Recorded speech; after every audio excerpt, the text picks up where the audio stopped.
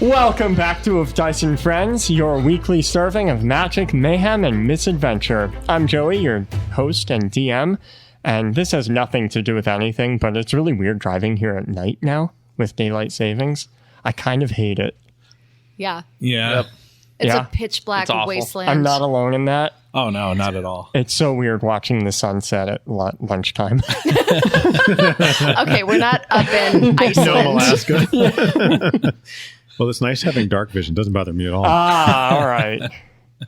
Actually, true story. Joey and Finian and I went to Iceland, and Joey, you slept like 14 hours a night. We could not wake you up because there was like 4 hours of sunlight a day, right? You're like, leave me alone. It was like 4 hours of sunrise, and that was it. Yeah. Wow. It was very cool, but And unusual. It was 4 very hours of cold. sunrise, 4 hours of sunset. Mm-hmm. Jeez. We had a good time. Hey, everybody. Nolan here. Glad to be back playing Mo the Monk. Yeah, the whole daylight going away thing is pretty sad. I don't know. But weird enough, my fun fact of the day is actually, it revolves around that. Oh. So the people of Athens, did you know that they typically get up around 12, around noon? No. Well, it's because dawn is really tough on Greece. Oh, That's pretty clever. wow. Are you proud of yourself? No.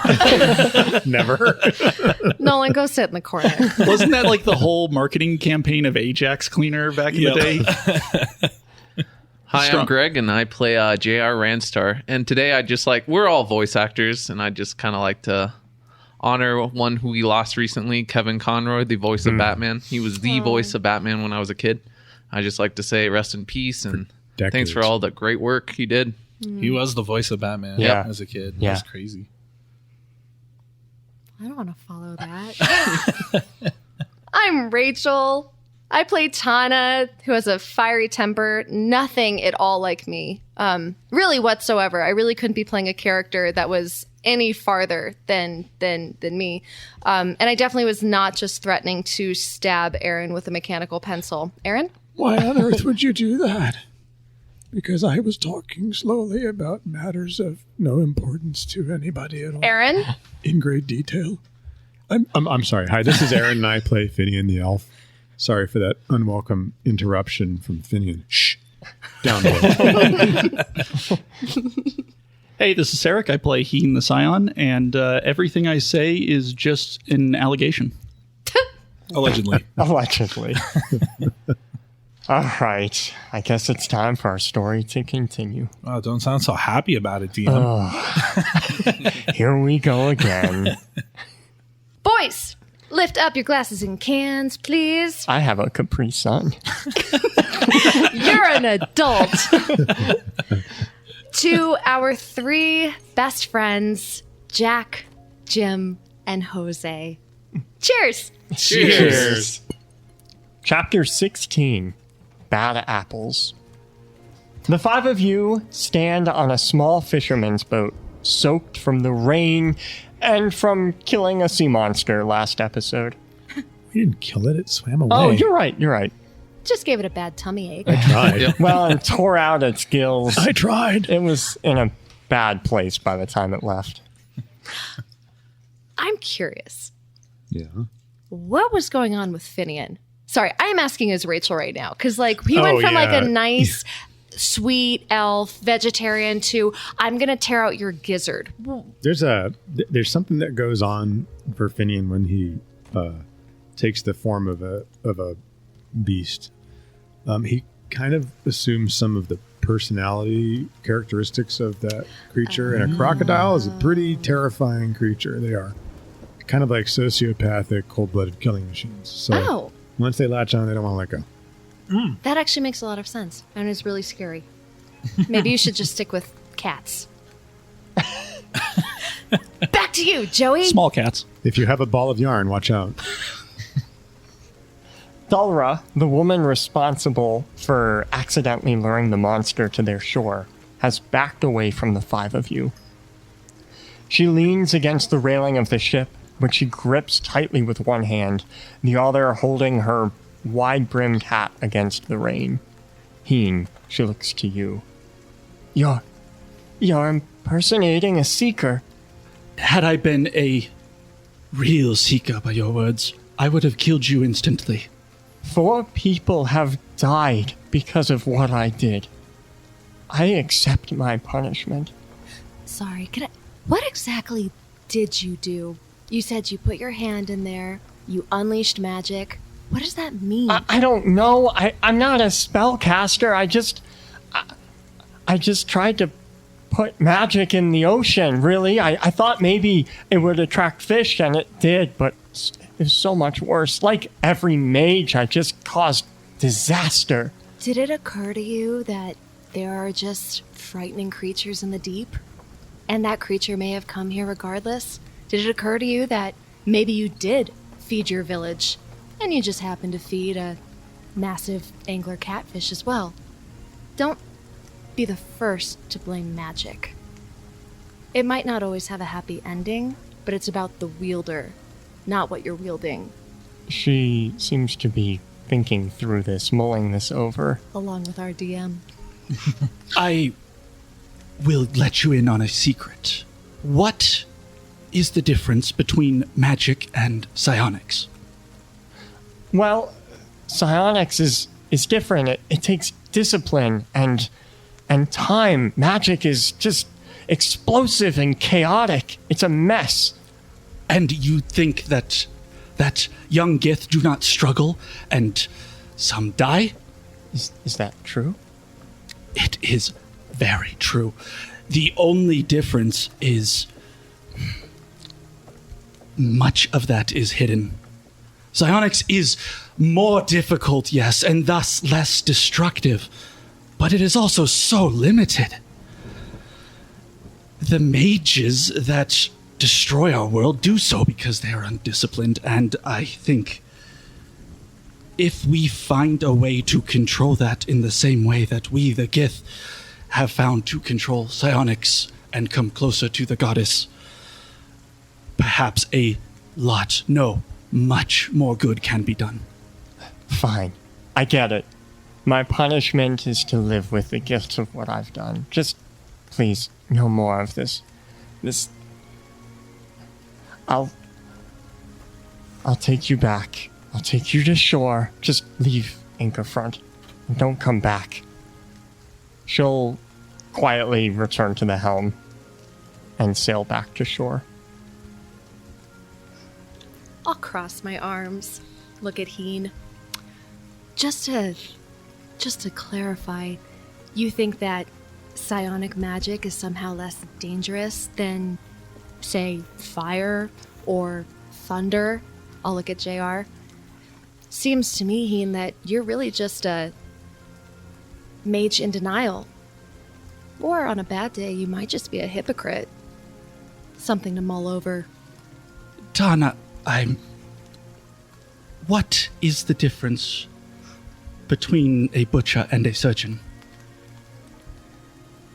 The type of knife they're wielding? The precision with which they wield it.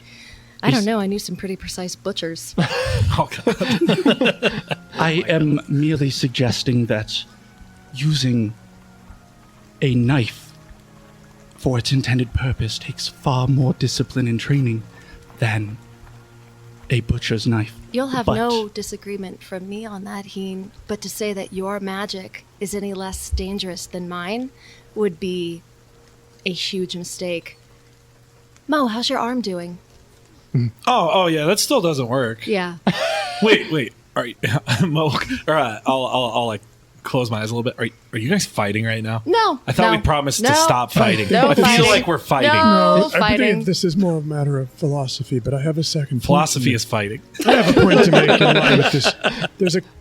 There's a confluence of different effects here that we're worried about. One is the lack of control, and the other is intent in which magic is used. Just as the butcher could use the knife to carve up the carcass of the animal, so too could the butcher use that knife to murder his neighbor. And we have to look at that in the perspective of how the tool is used and how carefully it's used. Precisely. I think, Finian, you have clearly thought over this much. I have to believe, at least, that magic has potential. Do you really believe that? It is at least what I must believe. And I'm going to walk off to go look into the water. When the ship reaches the dock, Dalra looks at each of you. I was not expecting to make it back to the shore. Why? I have a lot to think about. You thought we would unceremoniously dump your body in the water? Yes, frankly. Please, just uphold your end of the bargain and leave. I won't tell anyone what you did. Just that we killed it. Dalra, we're heading to the Moving Monastery to talk. To learn some new techniques. Right. Some karate. If I'll jab JR inside. If you decide that you'd like to learn some control, not from me, of course, but some control and knowledge of your magic, come find us. You might find that we're more inviting than those here. She turns to Mo. Does the Moving Monastery accept mages? I mean, they probably do, but we're more about punching. So, can you punch? Do you have gold? Shh, not yet. That's not this. You don't say that yet. Oh, okay. They have to commit first. Oh, sorry. I'm sorry about my friend. Mo, when you turn back to face her, she's already walking away. Is she walking towards the monastery? She's walking towards town. Okay, yeah, no, that's fine. We'll catch you later. I'll never forget you. And presumably you all leave. Yeah, probably. Post haste, I would say. You travel south, following a trail that's sometimes cobblestone, but mostly just dirt. By the time the moon rises, you've passed green plains and peaceful woodlands, but not other people. It's pretty quiet out on the roads. Did you guys ever buy tents? Did you guys get tents or any kind of equipment? Oh, crud. Before you No, it's tense. Okay, great. I don't need a tent. Finian's probably fine. I mean, if you count the tent that JR pitches every time he sees a pretty young lady. That is true. Of course, most tents have like a thick black lining because the sun never goes down.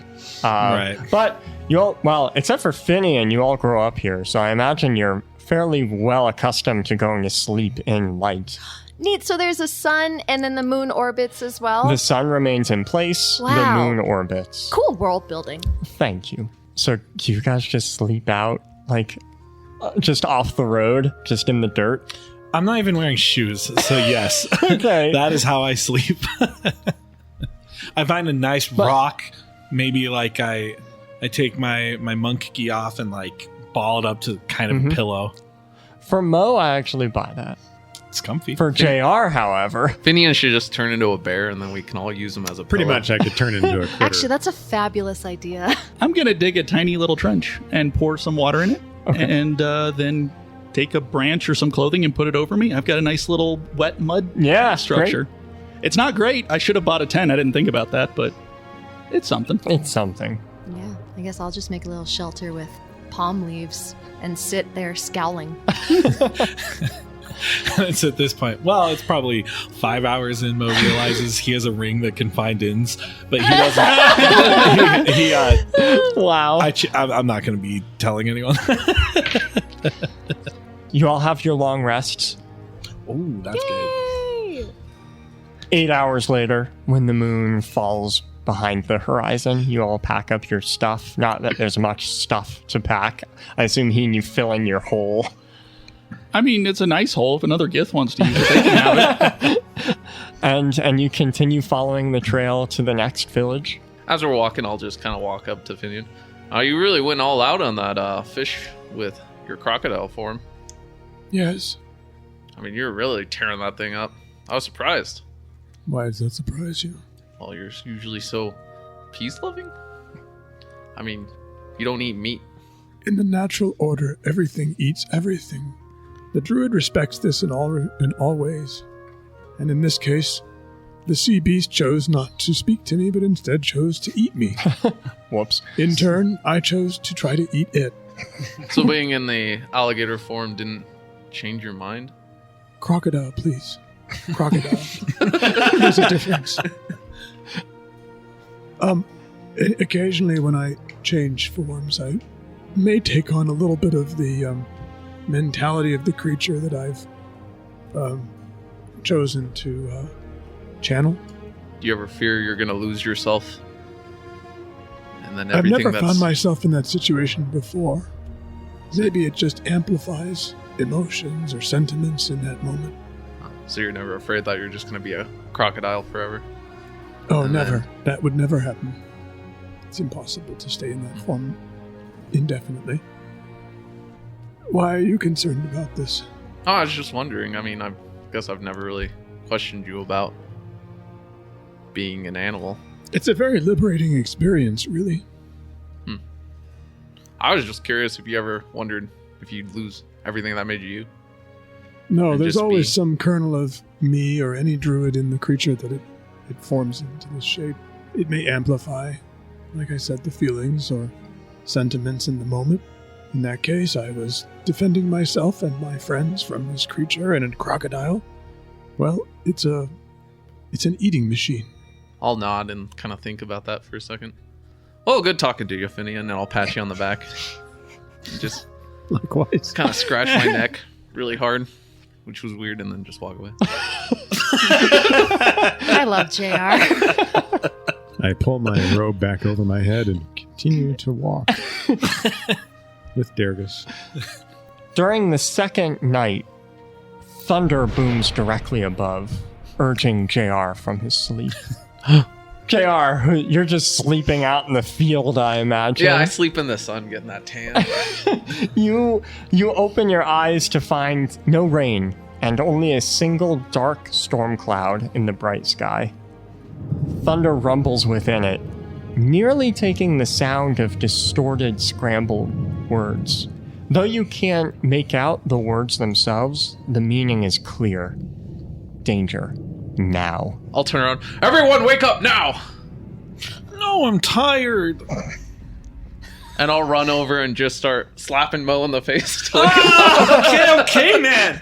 I'll push you off. What? What is it? Danger! What danger? I don't know, but there's danger coming. I can't explain it, but there is danger. I'll look all around. Do I Sure. see anything? I'll draw my sword. Roll a perception check. Do you want a group perception?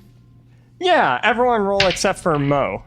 Okay, good, because I roll terribly anyway. I'm still sleeping too, so I'm not gonna. Probably have some. Because Mo's next perception check, according to Pete, is an 18. But then, Tiberius says that Pete's next roll should be replaced by a 10. Wow. That can happen. Apparently. That's kind of He genius. did it, and I wasn't going to argue. I think it's great. So, Mo, whatever you rolled became an 18 and then a 10. Okay. That's amazing. I rolled a 13. Same. Same. Wow. What? Because I rolled the. You said it was a. It's a 10, It yeah. was a 10. So Yep. all three of us rolled 13s. That doesn't sound. Yeah, good. we're so fucked. Creepy. Heen's asleep, apparently. 20. It's nice and comfy.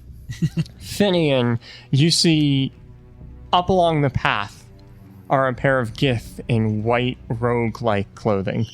They seem to be Robe? becoming rogue, Rogue? like assassin type clothing. You've seen this before. Sadiq was wearing clothing like this. Where is everybody in relation to where I'm meditating? I Was assume you're all meditating. pretty Yeah, close, we right? all clustered. Yeah. Where's Heen? In a hole, I guess. In his. No one's exactly Homemade sure, I bog. suppose. Well, the first thing I do is I go over to where Heen is resting and I nudge him awake. No. Heen, two seekers approach up the road. Did I hear that correct? Seekers? Two approaching up the road. We should probably move off the road and be scarce. Heen, tell us now, run or fight. If we hide, will they sense us? If they are paying attention, yes. If not, maybe Oh, we I can make him hide. stop paying attention. I could go talk to him. I mean, I don't have any magic, so I can distract the. I will the shit grab out of Mo him. by his collar. Well, Well, no. Listen. Okay, wait. Hold on. Listen, I'm looking for the Moving Monastery anyway, and I don't have any magic. They might be just checking us out. I say we just don't use any magic at all, Tana. or seem like we can use any magic. You know what, Mo? Go. Don't say anything no, about I magic. I got it. I recruited you guys. For what? The monastery. They're getting closer, so whatever you're going to say, just Look, you're I'll come up traveling with with you're traveling with an elven druid and a tiefling. They're not going to believe that you've recruited us to join the moving Nope. monastery. I cast disguise self, and I look like a regular plain Jane human. Finian, just keep your hood low. My pig close. All right. I'm just going to stand confidently in the middle of the road, looking at them the whole time. As Mo looks back, I'll just give him a thumbs up as he walks up. oh, I'll hiss. Think before you speak. I've never done that before, and I'm not going to start now. The two Gith, one is a bulky, muscular man with a clean-shaved head and face. Whoa. The other is a thin woman with long black hair. The bulky one will eye you suspiciously and kind of slow down. And I'll start waving at him. he'll look around as if they're about to be ambushed. If they're looking for anything, I'm genuinely just smiling and waving to him. And you know what? I'm actually going to even jog up to him. Okay. Hey guys, hey, I'm looking for the Moving Monastery, and I heard it went this way, but I don't exactly know where it went. I've been off recruiting, and you know it's a moving monastery, so I don't know where they went. The woman will nod as you're speaking. The Moving Monastery. We passed them, a couple months ago down the road. They were near Skystead. Oh, really? Then the man will look beyond you, like over your shoulder. What a peculiar group you travel with. Oh, yeah, this is, we're kind of, I'll lean in and start whispering. Yeah, we're kind of hitting the bottom of the barrel in recruitment on the island. But hey, you can get what you get, right? Is that true? Have you hit the bottom of the barrel with recruitment? I don't want to answer. Either make a persuasion or a deception based Oh man, let's see. How does Mo feel about this? No, he's lying. Mo is lying? Yeah, because he thinks you guys would be good monks. Oh. Well, I rolled a 10. At least it was a 13. True. Where are the rest of you? Are you just like off road watching? Yeah, I think we're just very standing tense. under a tree. Okay. Just kind of like watching. We're milling around. Yeah. I've leaned over towards Heen. What do we do if they attack? So, for the record, I'm standing butt-ass naked, coated in mud still, because I haven't cleaned myself and put my clothes back on. I'm not getting the clothes dirty. You kidding me? So I'm not leaning that close. I'm actually standing there, like swinging my walking stick around, like I know martial arts. I'm doing maybe like something I'm I saw actually you might the want to do. I'm like, like a bow staff. You know? Finian, will you make a performance check for me? And Heen, my question still stands. I'm making a performance check to show that I'm not a good student Yes, and yeah. not being a good monk. Not the opposite, that I'm good at martial Right. arts. So these people can see that I'm just an idiot he recruited. That's what I'm trying to do. Yes. So don't roll in that 20. That's a 10. You're perfectly average. It's perfect. Excellent. Perhaps try frying them, and I'll give a toothy but anxious smile towards you. But you can tell this is not going to go well. I am not excited. I will give an equally toothy and not very confident smile. I'll just shake my head. No. The muscular Gith will look back to you after surveying your unusual party, which apparently includes a naked Gith. Covered in mud. He'll put a hand on your shoulder. Do you mind that I take a peek inside? I immediately blush. Okay, listen, man, you can look, but I'm not going to be able to explain what you see. He'll chuckle, and you feel a pressure as his telepathy reaches in. And I'm not joking when it's just fan art of Sensei.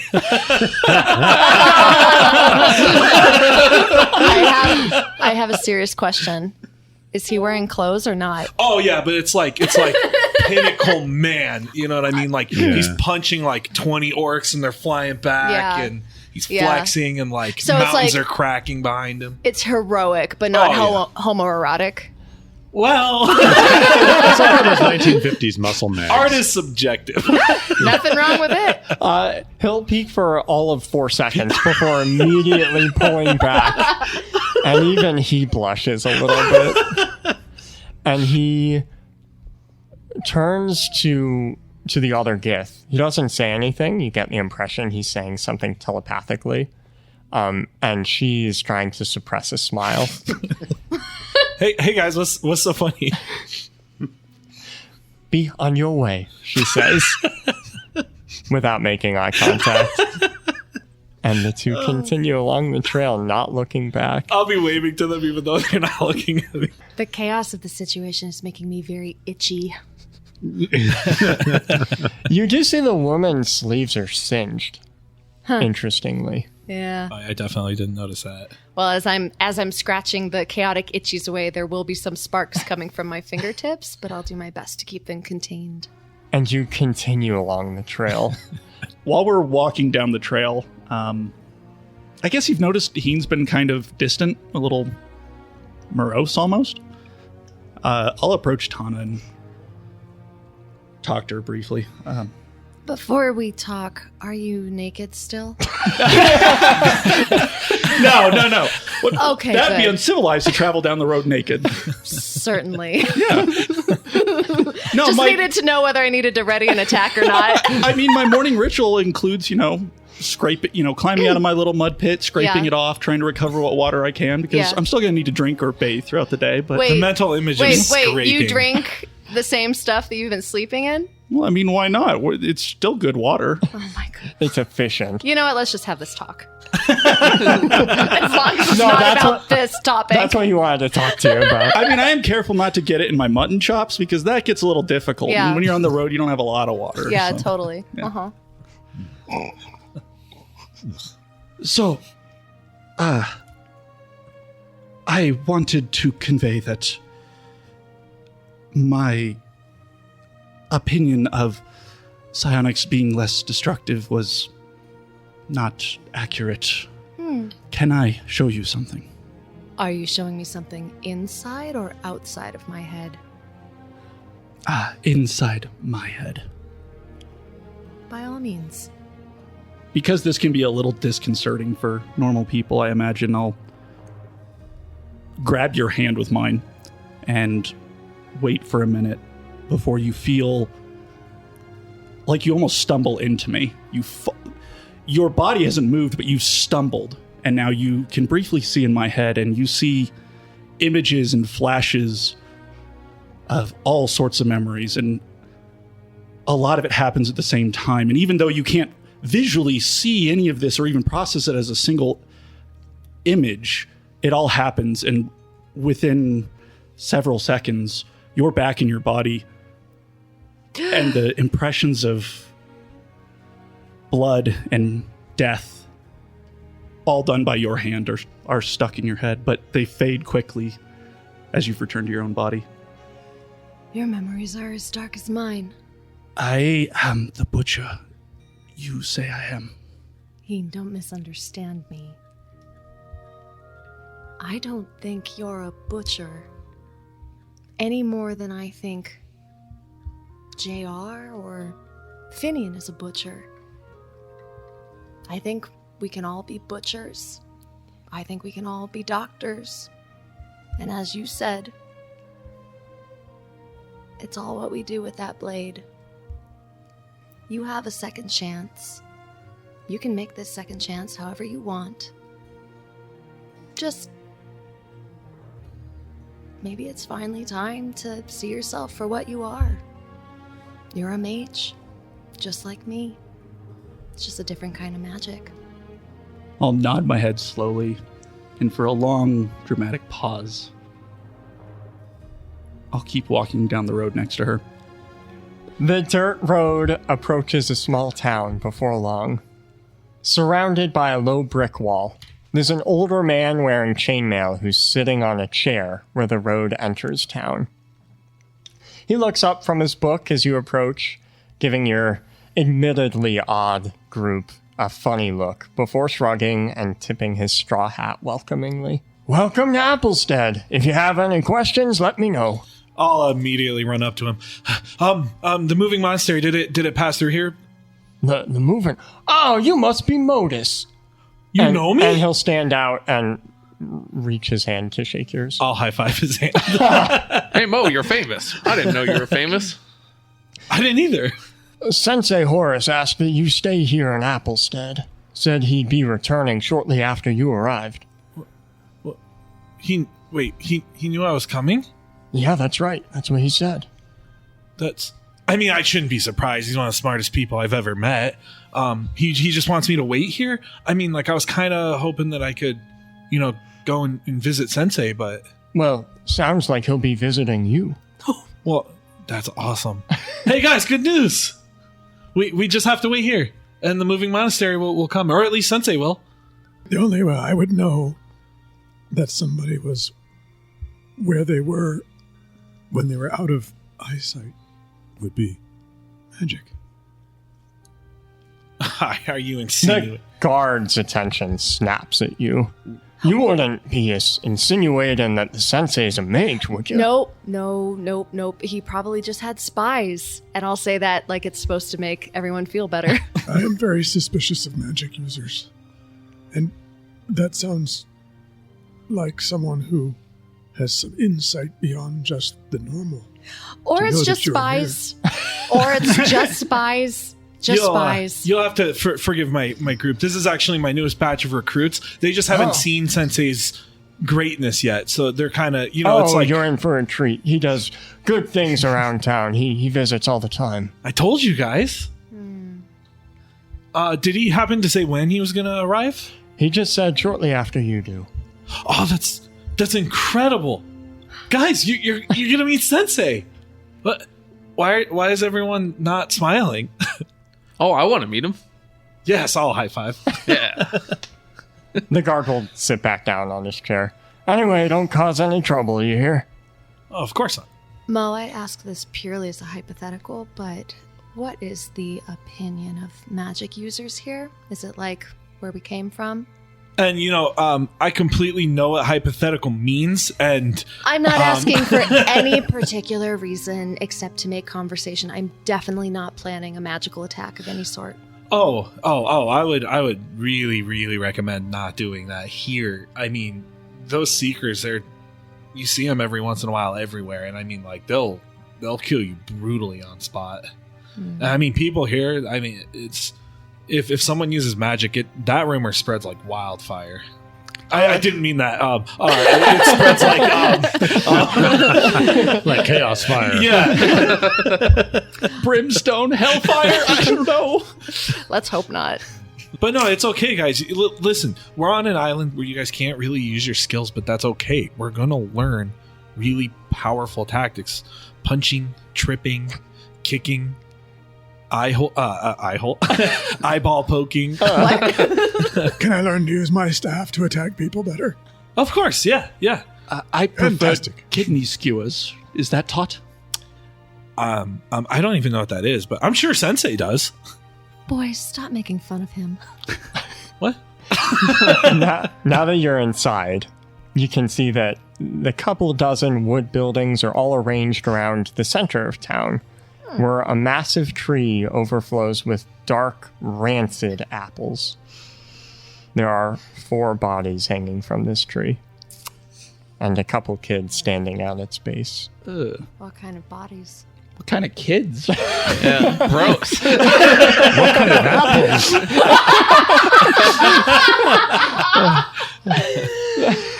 Okay, what kind of bodies? Naked ones. It seems like their clothes and their dignity were both stripped. But what humans? But humans. What kind of kids? They're all gross. What kind of apples? What kind Sour of apples? apples. Bad apples, in fact. The apples look diseased. Oh dear. Mo, Yeah, what's up? is it normal to see bodies hanging from a diseased tree? Well, I mean, like, if you're asking me if I've ever seen it here, no. But if you're asking me to bet what happened, I bet you those were mages. And what happened to the tree? That's a good question. Maybe we could ask those pleasant-looking children. Why didn't you ask the pleasant-looking Yeah, children? yeah, I absolutely will. I'll just saunter on over. No worries in my mind. Yeah. I'm just so excited. Sensei's going to be here. The three kids are running and laughing, having a great time throwing rocks up at the corpses. I'll walk over and then I'll just kind of be looking at the apples and I'll be like, "Hey guys, what's wrong with the apples here? Those look kind of gross." They'll stop when they see you, and one will answer, "Oh, hey, mister. Cursed. That's what Mommy tells me." Oh, they're cursed. Mm-hmm. Can you eat them? No, that's how the Baron died, silly. Oh, the Baron died. Uh-huh. Which And he'll toss a rock at one of the dangling bodies. who's the Baron here? Baron Luth. Well, he was the Baron. Oh, okay. So it's not the same Baron as Skystead then. This is how That's far a are we? whole different village, you dummy. Yeah, Mo. Hey, when did you get here? Shh, I'm trying to fit in. I turned to Heen while this is happening. Yeah. This is a desecration. These bodies should be cut down and properly buried. I'm gonna simply nod at that, and I'll walk over to it and start climbing the tree. There's some whispers shared among the kids, and you hear the word seeker said a number of times, and they'll disperse the second they see Tana approaching, unrelated to those comments, and then you hear tiefling. But yeah, you're left alone in the tree. I definitely wince a couple times as I start the climb, and they're saying these things. Meanwhile, I'm going up to the kids and going, Yes, I'm a tiefling. Do you know what tieflings do to young, naughty children? "No!" We roast them over a spit and eat them with our sharp claws and fangs. They run screaming. I will smile for the first time since entering this city. And then I'll walk over to where Heen is. Do you think that was a good display for those children? It makes me feel better. And let's face it, a grumpy tiefling in a city surrounded by wood buildings and an apple tree, not a good combination. Fair enough. Let's help Heen. I don't know, Heen. We might be offending their culture. If we are offending their culture, the damage is irreversible. I'll kind of wink at Tana. I think we're in for much more of a treat. I'll look up at the tree, realize I was about to start climbing it, shake my head, and then just project out a sharp blade and just cut down the rope immediately. Try and catch one of them. I'm a weak man. I rolled a 9 naturally, but that's down to an 8. It hits you, and you try to catch this body, but you fail, and it clatters to the ground. And at that moment, you hear the guard from before yell, "Hey, you're damaging my culture!" And he'll run I told you, Heen! We have to go to culture sensitivity training again.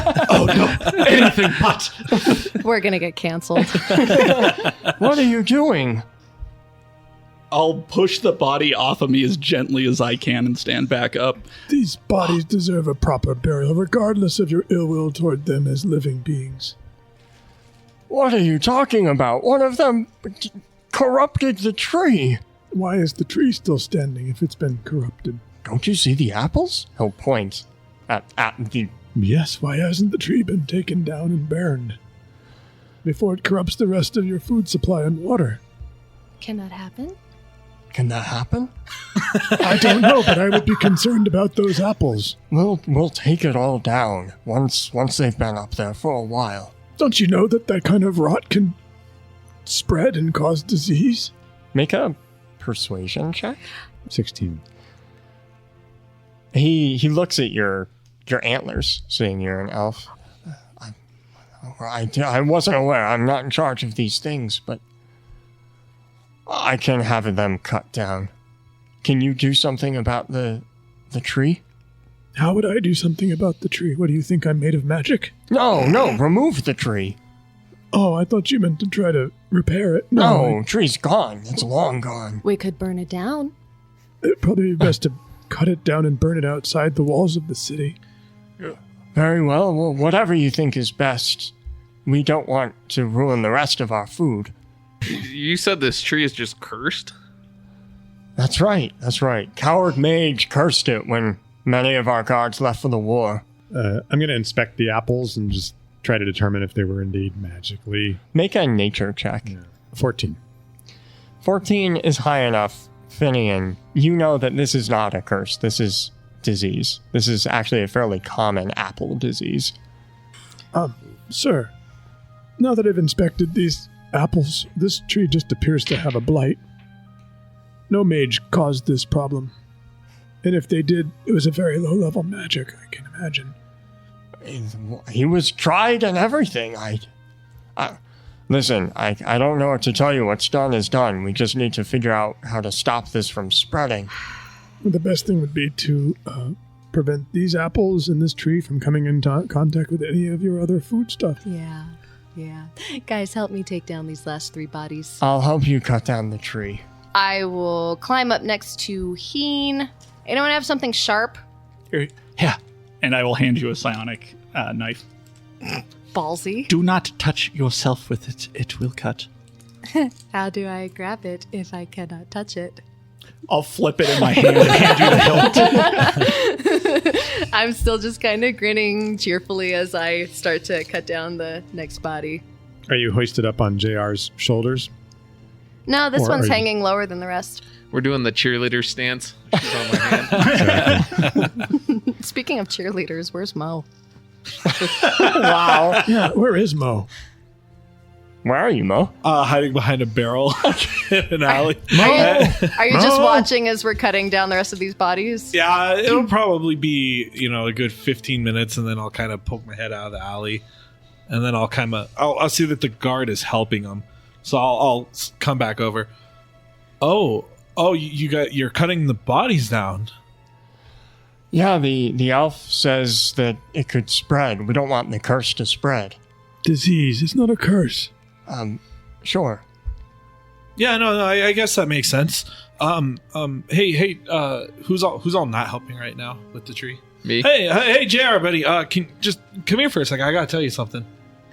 Yeah, I'll come over. Hey, by the way, I was thinking I don't want to be embarrassed around Sensei, so can you show me some karate moves? Yeah, no, we can get on that real quick. Well, I can only show you one-armed karate moves. But listen, man. Okay, I'm gonna tell them this too when the guards aren't here. But don't break the law here. Don't break the law here. I cannot believe that you guys did that. Oh, I already heard about their justice system. It's pretty bad. Oh yeah, you're guilty until proven guilty. Yeah. So yeah, just listen. We are good noodles. We are good noodles. Oh yeah, I agree. Not morally gray noodles. I'm gonna walk over to where Mo and JR are huddled.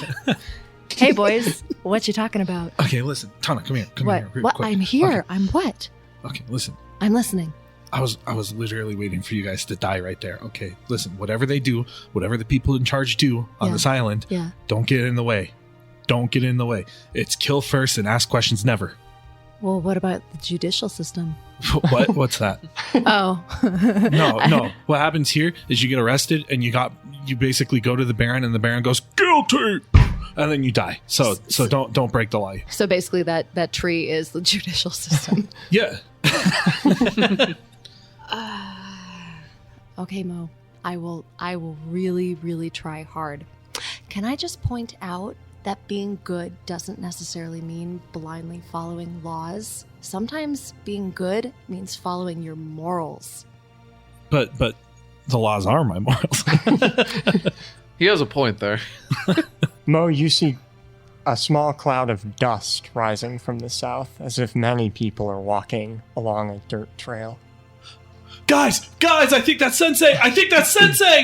I'm just going to take off running in that direction.